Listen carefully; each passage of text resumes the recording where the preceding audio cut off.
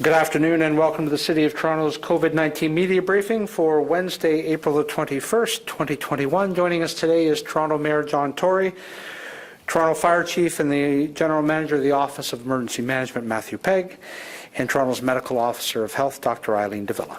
Mayor Tory.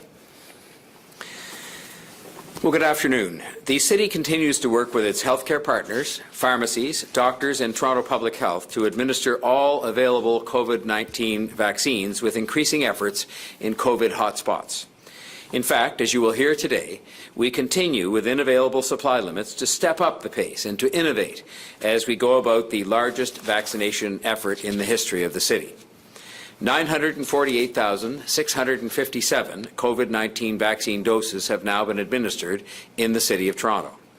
And like everything else in this pandemic, we've made sure that the ongoing vaccination rollout is nimble and that it is ready to adapt based on the best public health advice available.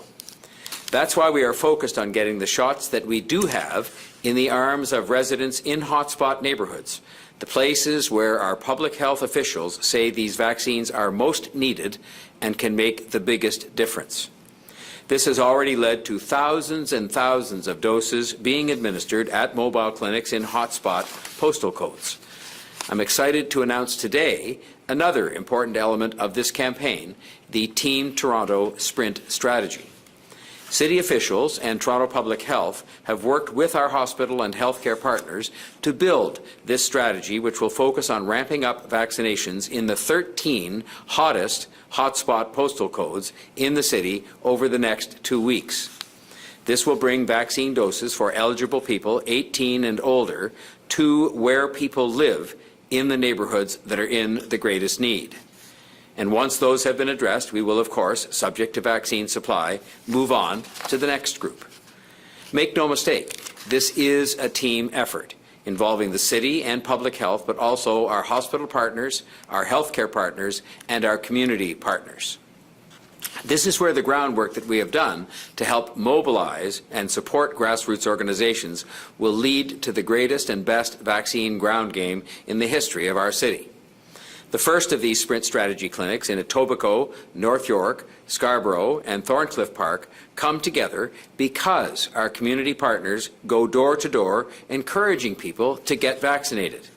We bring the vaccines, we bring the vaccinators, and they bring the community to get vaccinated. This is Toronto in action.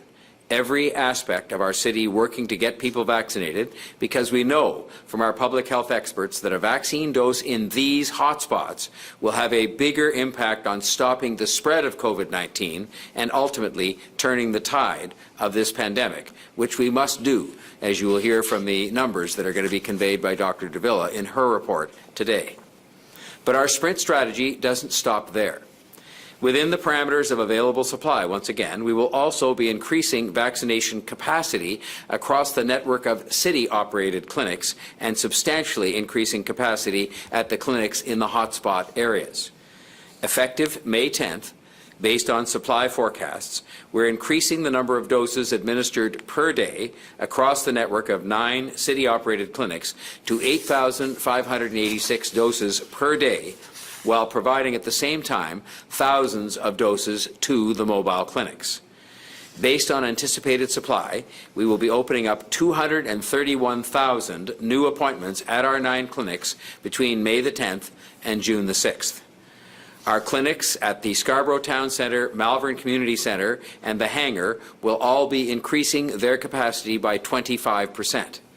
The Carmine Stefano Community Centre in North York will have its capacity increased by 20%. And we're ready to increase capacity further when we have even more vaccine supply. We have the capacity to do more. We've had the capacity to do more for some time due to the work put in place by Chief Pegg and his team. And as supply increases, we have the ability to ramp up capacity.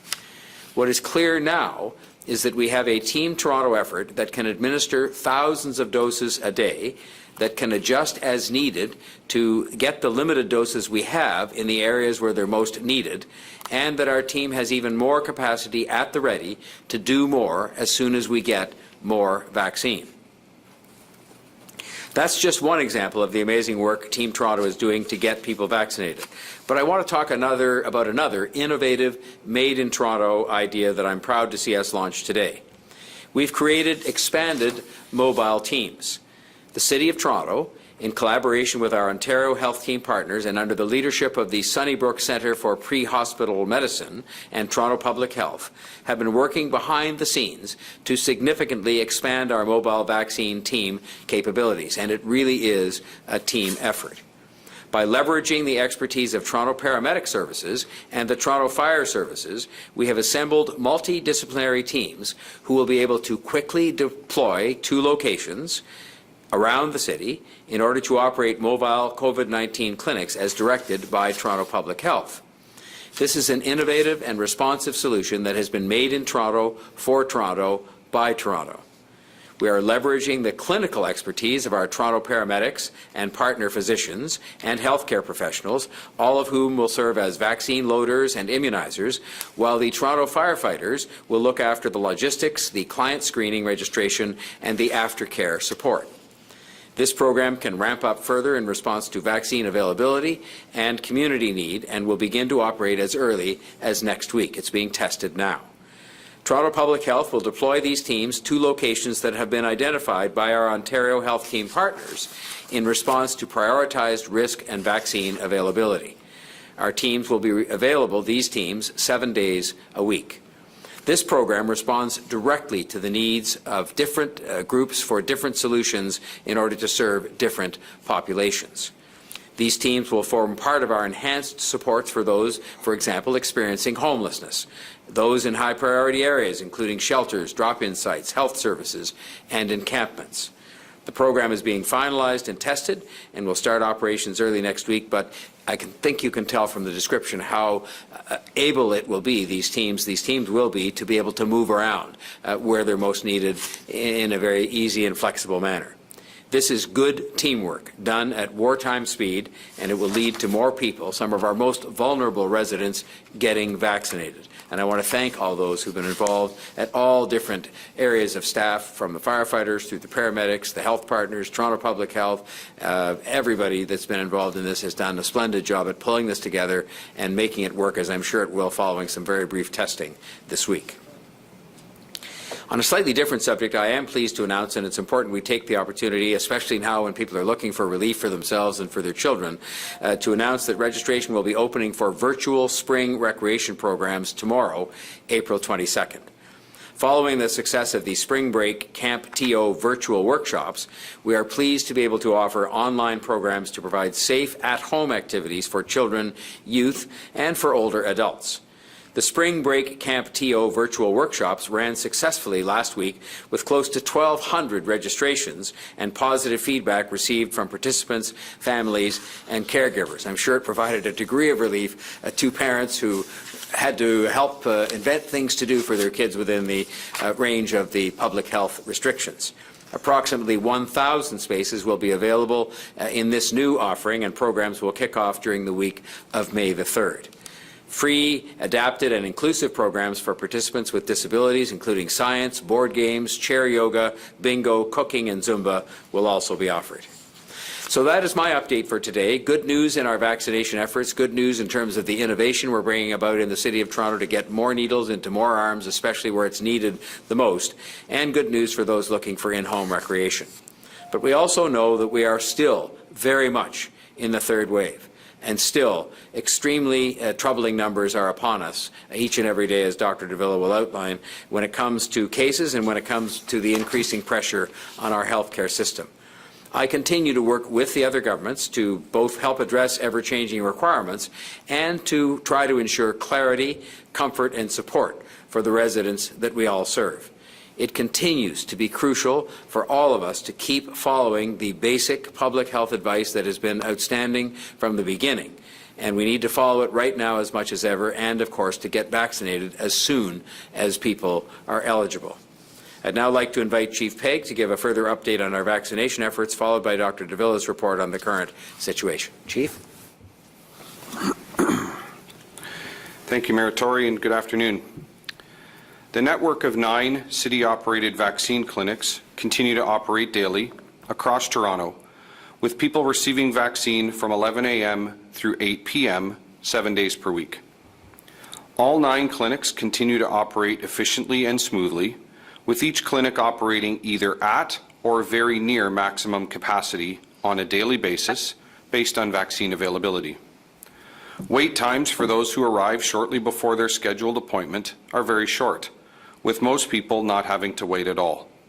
In fact, the majority of people are checked in, vaccinated, and checked out of the clinic in about 30 minutes, including the 15-minute aftercare observation period after you're vaccinated. The number of appointments that are made available in city-operated vaccine clinics corresponds directly with the number of doses of vaccine that are available to be administered. At present, we are able to administer 56,322 doses of vaccine each week across the network of city-operated clinics. We are very pleased that the number of doses of COVID-19 vaccine that the City of Toronto receives each week from the Province of Ontario is expected to increase over the next few weeks. This allows us to achieve 2 key objectives: to increase the capacity of our network of city-operated vaccine clinics, and especially those serving priority neighbourhoods, and to significantly enhance the allocation of vaccine to hospital and Ontario Health Team partners moving forward, thereby increasing opportunities for both mobile and pop-up clinics in our communities. As Mayor Tory advised, we will soon be opening the next block of appointment dates in city-operated vaccine clinics via the provincial booking system. This block of dates will begin on May 10th and run through June 6th, resulting in more than 231,000 additional individual appointments being made available for eligible residents to receive their vaccine. As of May 10th, we are expanding clinic operations in a number of clinics, including the Hangar, Scarborough Town Centre, Carmine Stefano, and the Malvern Community Centre. This expansion of clinic operations will make it possible for more than 60,000 people to be vaccinated against COVID-19 each week in the city-operated vaccine clinics alone. Many more will also be vaccinated in clinics operated by our hospital and Ontario Health Team partners as well. Eligible residents can book their vaccine appointment in city-operated clinics by accessing the online provincial booking system at toronto.ca/COVID-19 or via the provincial call centre at 1-888-999-6488. Mayor Tory announced that we are also significantly expanding our mobile clinic operations as a result of a Made in Toronto solution that builds on our previous success. From the outset of our COVID-19 clinic operations, beginning with the initial proof of concept clinic in January, our Toronto paramedics and Toronto firefighters have been directly engaged. Working under the direction of our Toronto Public Health Team and in collaboration with our Ontario Health Team and hospital partners, we have leveraged our first responders from the outset in order to maximize our ability to deliver vaccine across our city. I'm very pleased that we are, once again, significantly expanding our mobile vaccine deployment capabilities across Toronto. Under the leadership of Toronto Public Health and the Sunnybrook Centre for Pre-Hospital Medicine, and in collaboration with our Ontario Health Team partners, we are deploying additional paramedics and firefighters to support our mobile clinic efforts. This will further assist some of our most vulnerable residents, such as those experiencing homelessness, those who rely on our shelters, drop-in centres, and those who live outdoors. First responders, including both paramedics and firefighters, respond to people in their time of need, where they are, 24 hours per day and 7 days per week, and are ideally suited to support these expanded mobile clinic operations. Our Toronto paramedics, alongside physicians and other healthcare professionals, will manage the clinical roles, such as vaccine loading and the administering of vaccine. Our Toronto firefighters will manage mobile clinic logistics, screening, registration, and aftercare. From the outset, we have ensured that our plans and processes are both responsive and nimble. The expansion of these teams is another example of our ability to respond to the ever-changing nature of COVID-19 response and community need. I would like to extend my sincere appreciation and thanks to the entire team that has worked day and night to make this expansion of mobile operations a reality. I would also like to acknowledge and thank both CUPE Local 416 and the Toronto Professional Firefighters Association for their support and leadership in making this happen. Our Ontario Health Team partners, in collaboration with Toronto Public Health, will determine the locations that our expanded network of mobile teams will serve, along with the means by which each mobile clinic will be scheduled, booked, and communicated. This will ensure that we are best able to meet the unique needs and circumstances of each specific neighbourhood and population that we serve. Each day, across Toronto, our hospital and Ontario Health Team partners are operating a number of pop-up clinics with great success. It is not uncommon to experience significant lineups in many of these pop-up clinic locations, nor is that necessarily a bad thing. This is the result of the fact that each pop-up clinic serves a unique and specific group of people in priority hotspot communities across Toronto, with each location determining the clinic operating model that best serves that particular location. While the city-operated vaccine clinics operate solely on the basis of pre-booked appointments and specifically assigned appointment times, pop-up clinics generally do not. For many of the communities that pop-up clinics aim to serve, our community partners and local host agencies explain that many clients are not able nor comfortable in accessing online or telephone-based booking systems. Accordingly, pop-up clinics tend to operate on an in-person drop-in basis as opposed to pre-booking appointments. Further, our community partners explain that for many, seeing familiar and trusted faces, either in line to receive vaccine or involved in clinic operations, builds both trust and confidence. I would like to thank and acknowledge the many vaccination partners and local community host agencies who are working together to vaccinate thousands of people each day. With more than 948,000 doses of COVID-19 vaccine administered in Toronto already, we have much to be thankful for and much to look forward to. Thank you for all that you do to help stop the spread of COVID-19 in our city. In closing, please continue to monitor toronto.ca/COVID-19 for the most up-to-date information on immunization in Toronto. I will now ask Dr. Davila to bring her report. Thank you, Chief, and good afternoon. I'll start by saying that today's numbers reflect the seriousness of the situation in which we find ourselves. Today, I'm reporting 1,302 cases of COVID-19. There are 1,010 people in hospital in Toronto. 194 of them are in the ICU.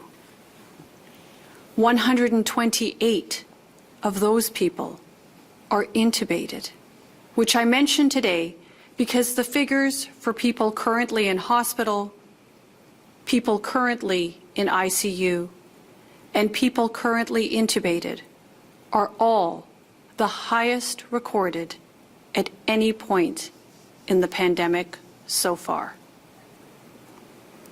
Finally, I'm reporting the loss of 27 more lives. In the week since last Wednesday's report, 93 lives have been lost to COVID-19. I'm not going to say a lot more today, except that as of today, the death toll for the whole of the pandemic in Toronto is now 2,970 people. If the loss of life continues as it has, we can expect to pass a death toll of 3,000 very soon. I ask everyone to ask themselves if we should mark this loss of life in some way more than as a milestone. And that is why I ask all of us to reflect on this terrible loss of life and on what we can do in the days and weeks ahead. COVID-19 spreads easily, in part to the extent that we make it easy. And we know how to make it difficult. Staying home, staying apart, keeping a careful distance outdoors when we're around people we don't live with, wearing a mask, getting vaccinated as soon as you can. If you're hesitant, please find a health expert you feel you can trust and talk through the reasons for your hesitancy. But anecdotally, my impression is that there are far more people in Toronto who are ready to be vaccinated than there are people with reluctance about the idea. And for that, I am grateful, because it's evident we must do everything we can right now to disrupt the spread of COVID-19. There are all clear steps. The ones I've outlined are all clear steps to protect yourself. They're effective steps, and they are steps that may save your life or someone else's. In your own life, I implore you to be as strict as you can be for the next few weeks at protecting yourself and those who matter to you. At the same time, public health and the healthcare system are working to help you protect yourselves. That is why I'm issuing a Section 22 order under the Health Protection and Promotion Act to allow Toronto public health inspectors the discretion to close workplaces where we have identified at least 5 cases of COVID-19 within a 14-day period that the evidence indicates are linked to transmission in the workplace. This is a decision we will take only to the extent the circumstances demand it, whereby requiring the closure, the spread of COVID-19 in a workplace can be interrupted for everyone's benefit. That is why the people in Toronto's hospitals who are working flat out to care for the 1,010 people who are sick in hospital now are also finding the capacity to work with local healthcare providers like Ontario Health Teams and community partners on the ground to deliver mobile and pop-up clinic vaccine access to neighborhoods at highest risk of COVID-19. By reaching them, all of Toronto is better protected. This is a time for everyone to commit to their part, wherever it may be. There are many times when we cannot avoid one another, and there are many times we can. In consideration of all those lost to COVID-19, I ask each of us in all walks of life to do everything in our power to prevent the spread of the virus. I'll now hand it over to Brad to moderate the question and answer session. Thank you very much, Dr. Davila. Before we go to questions, just a reminder, reporters, to please unmute yourself before asking your question, and we'll go first to Austin Delaney from CTV News. Austin, go ahead, please. Thanks very much. I think my question is for Matthew Pegg. It has to do with the number of people who are homebound, and there's between 5,000 and 7,000 that need shots at home.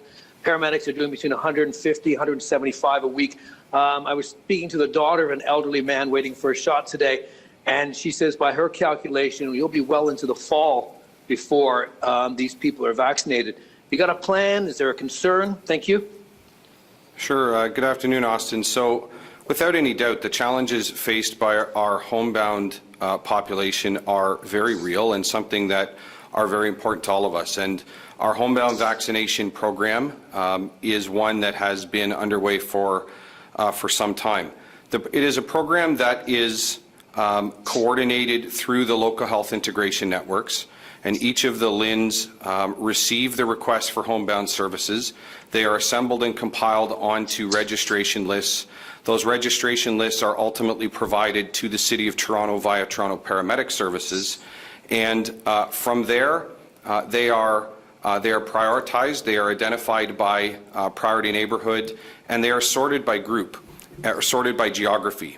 The reason they're sorted by geography is in order to deploy mobile, to mobile service and to service homebound clients, there are physical and just factual restrictions that exist with respect to vaccine that Dr. Davila is better to speak to than I. But I have learned from her and our Toronto Public Health colleagues that once a vial of vaccine is punctured and vaccine is drawn into a syringe and administered, there is a very defined period of time for which that vaccine remains viable and can be administered. And if that time expires or we move past that time, that vaccine is then wasted. So the team groups them.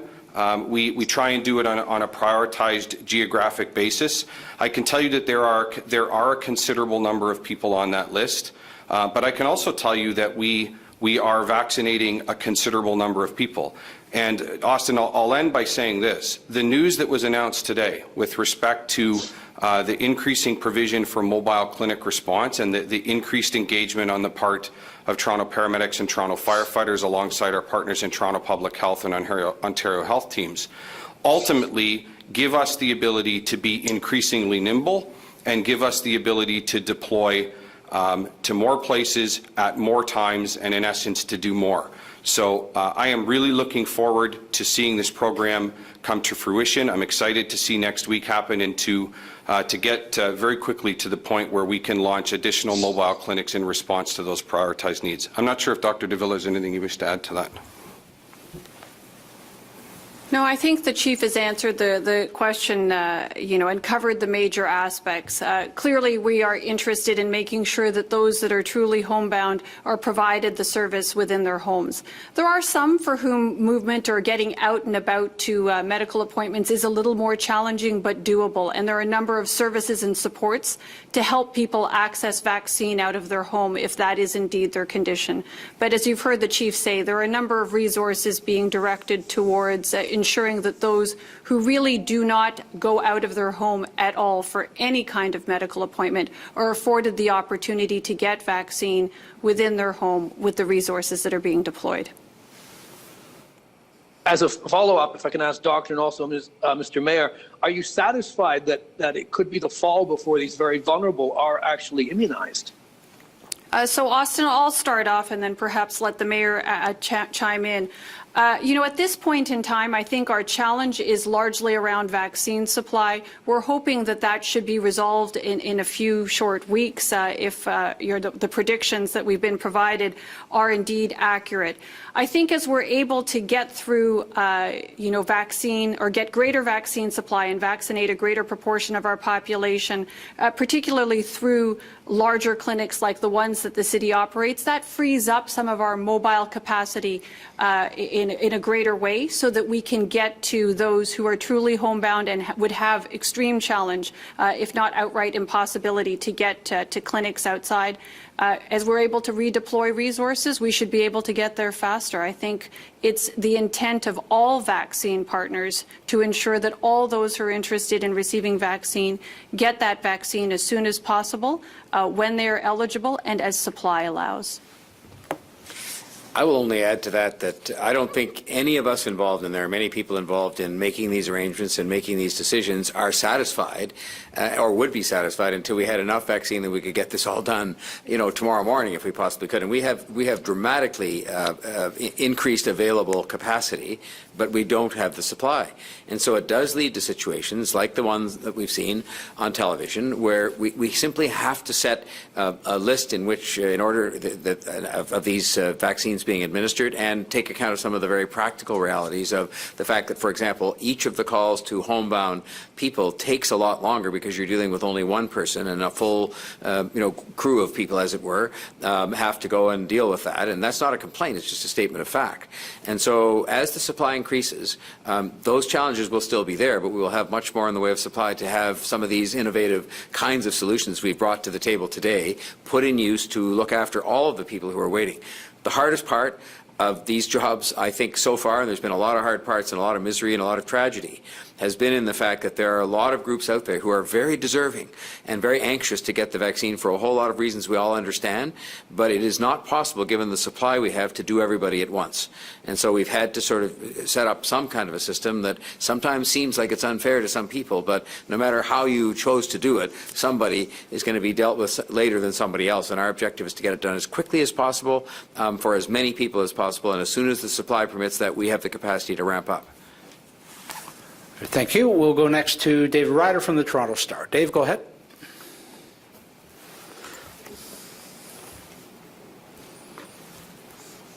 Hi there. Question, I think, is for Dr. Davila and Mayor Tory, if he wants to add anything, which is the Ford government appears to be doing something around paid sick days, something both of you have called for a long time. There's questions as to obviously the details, but especially how long such a program would last. It could range anywhere from the length of the pandemic or even beyond, but it could be as short as just this current emergency order. So Dr. Davila, to make a difference in alleviating suffering in Toronto and to bringing this pandemic to an end as quickly as possible, how long does this paid sick day program need to be, and what are the main things you think it needs to include? So, David, thanks for that question. Without trying to predict the future, I know we've heard people talk about the potential for a fourth wave. And of course, that's a prospect that none of us really want to contemplate ever, much less at this time while we're in the midst of dealing with a very significant third wave. But I would say this, I do think that, I'm optimistic, I'm hopeful about the prospects of paid sick leave, and I do think it is an important aspect of actually helping people to do the right thing, to stay home when they're ill. Certainly it should be of long enough duration that it is able to have the desired impact, which is effectively to reduce transmission of COVID-19 and to afford people the ability to actually stay home safely without having to worry about, meeting their needs, feeding their families, paying their rent.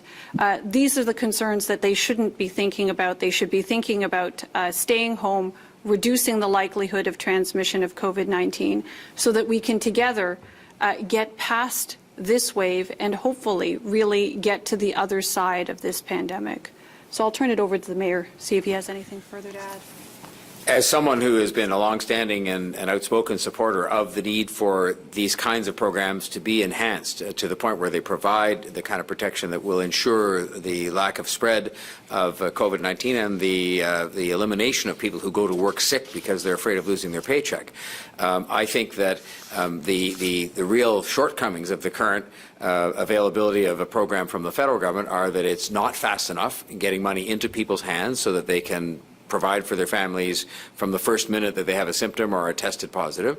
And secondly, it's not enough money to allow them to provide for their families. So to me, those are the two most important things that should remain in place through until the pandemic is declared over by the health officials. And I don't think any of us know exactly when that's going to be, but it certainly should be for that period. And then if there's to be a debate about whether this should become a permanent feature of the law or of a business or government practice, that can happen later. And frankly, to me, how long it took to get here or how we got here, these are valid debating points, but the important thing is that the right thing is going to be done now, it would appear, and that it should make sure we get the money to people quickly, that it is enough money to allow them to provide for their families adequately in terms of basics, food on the table and paying the rent, and that it should last during the period of the pandemic.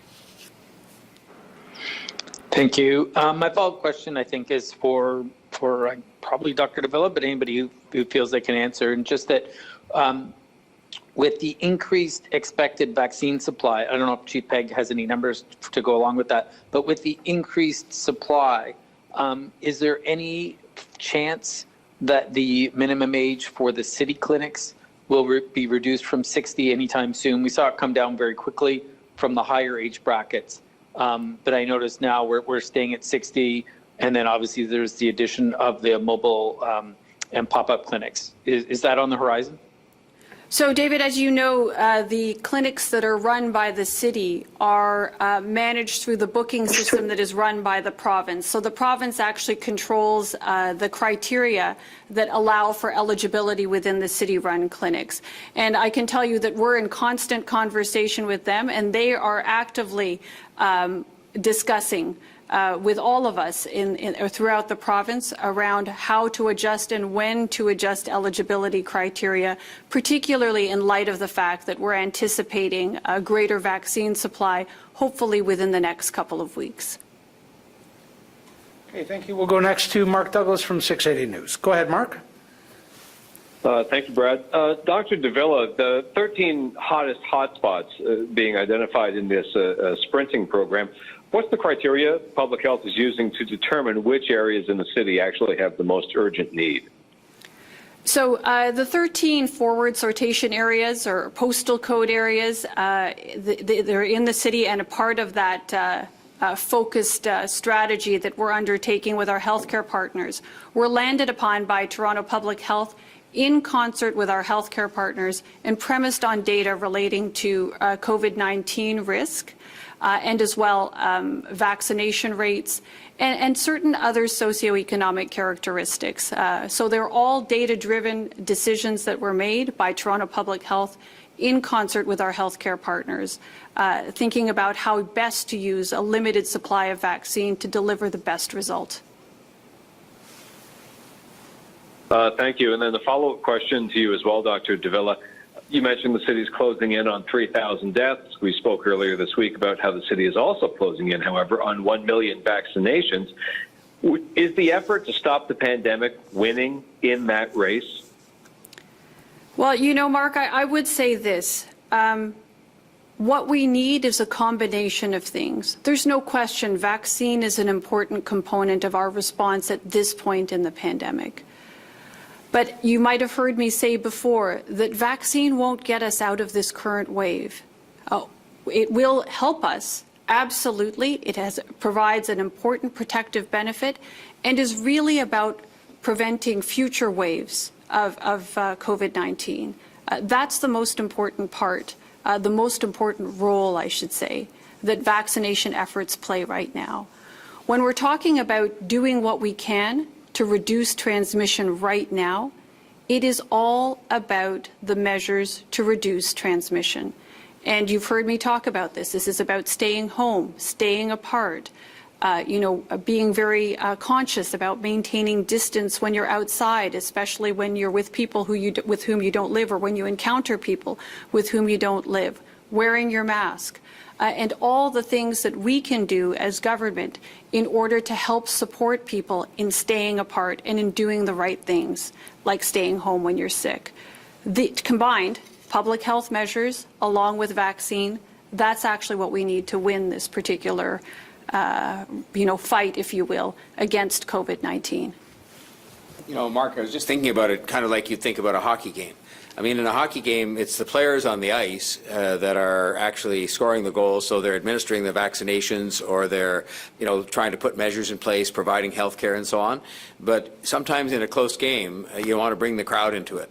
And we got to bring the crowd into it. And it's the 3 million people that have to decide that this is really the time. And I think people are doing quite well at this, but I think we have to do even better at getting the crowd into this in the, kind of the third period, because we're in the third wave, and keep the vaccinations going, keep playing a good game on the ice, but then make sure the crowd is into it to provide support for the vaccination effort to get us all the way there. We've just got to have a more intense effort.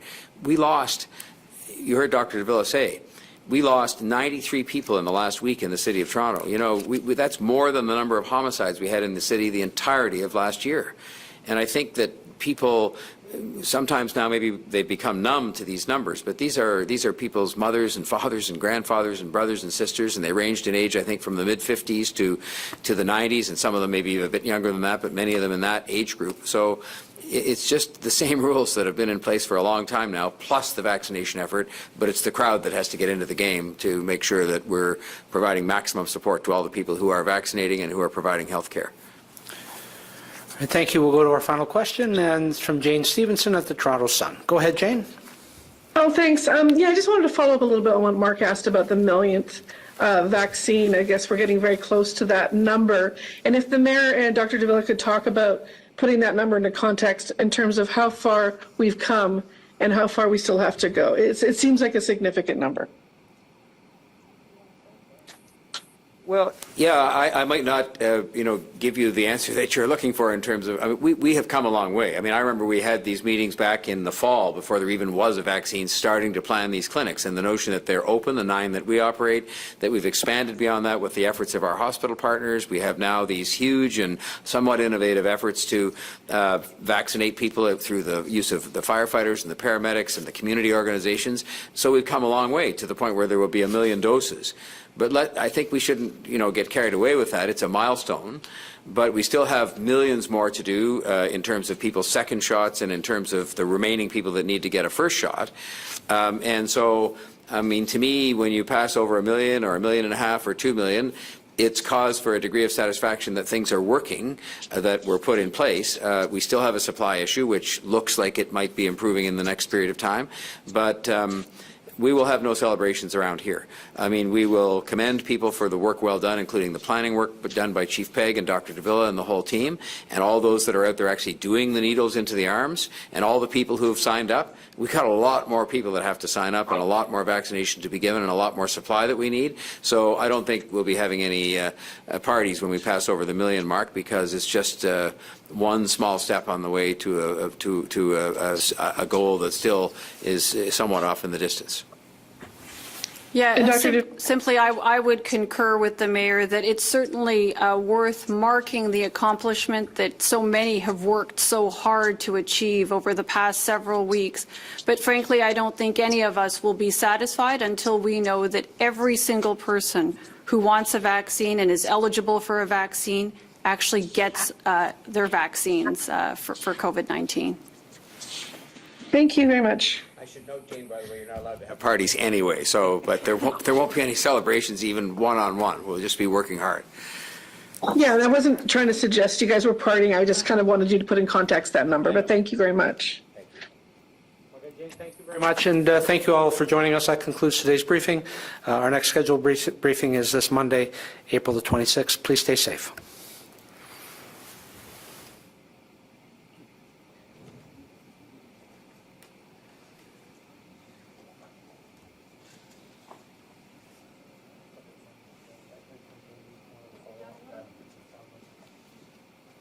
Dr. Davila, I'm getting my shot tomorrow. Yay. Nice. Me as well. Yay. Part of the Gen X. All right. Shot.